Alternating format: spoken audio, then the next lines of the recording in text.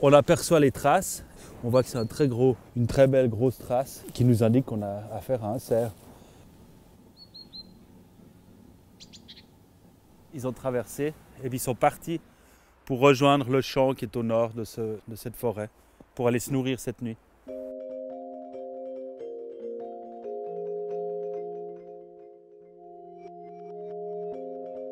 La vie, c'est le mouvement.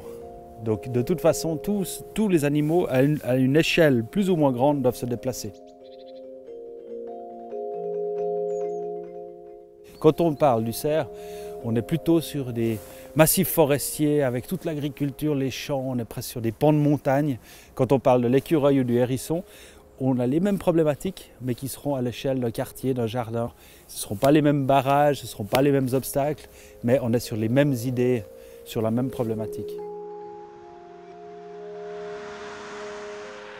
Alors là, je crois que c'est assez probant. On voit la trace qui va jusqu'au bord de la route. Et puis là, il y a l'intersection avec la route. Alors, ça ne va pas isoler des populations, ce n'est pas étanche, mais c'est une zone de conflit, on va dire.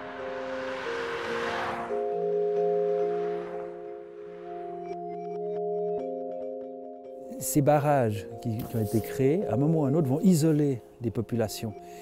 Comme on le disait, les bêtes ont besoin de se déplacer, elles ont besoin de se déplacer pour manger, pour se reproduire, etc. Mais ce qui est aussi très important, c'est qu'il faut qu'il y ait des échanges de gènes entre les différentes populations. Pour la végétation, c'est la même chose. Les graines, d'une certaine manière, les arbres se déplacent en essaimant. Et il faut que ces graines puissent trouver un sol favorable pour pouvoir assurer la descendance. Dès lors qu'une graine tombe sur une route en béton ou un parking, c'est fini, elle ne va pas pousser. Alors le problème, c'est qu'il faut essayer de réfléchir en amont, avant que les poches de population soient isolées et puis qu'elles disparaissent, c'est que faire pour ne pas les isoler. Et ça, c'est fondamental.